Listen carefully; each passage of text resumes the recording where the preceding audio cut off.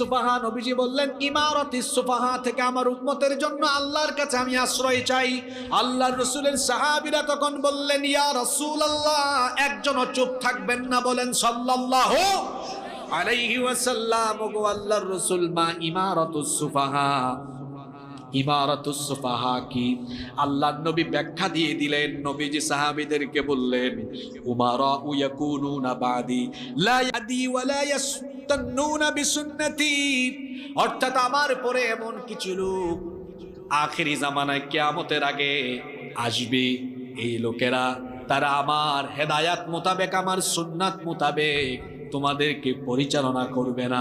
সমাজ এবং রাষ্ট্রকে আমার সুন্নাত মতো, আল্লাহর দেওয়া হেদায়াত মতো তারা পরিচালনা করবে না। আল্লাহর দেওয়া নিয়ম কানুন বাদ দিয়ে, রসুলের দেওয়া তরিকাকে বাদ করে দিয়ে তারা নিজেদের মস্তিষ্ক প্রসূত, বিবেক প্রসূত আইন কানুন দিয়ে তারা তাদের সমাজ এবং রাষ্ট্রকে পরিচালনা করা আরম্ভ করবে।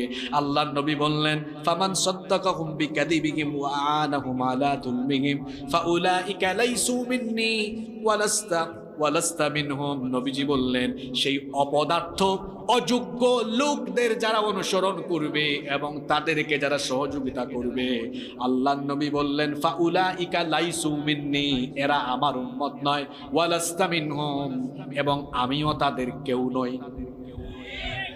আপনি কি ঘুমায় গেছেন নাকি? নবীজি বলেছেন এদের সাথে আমার সম্পর্ক কাটা, এরা আমার উম্মত নয়, আমিও তাদের কেউ নই।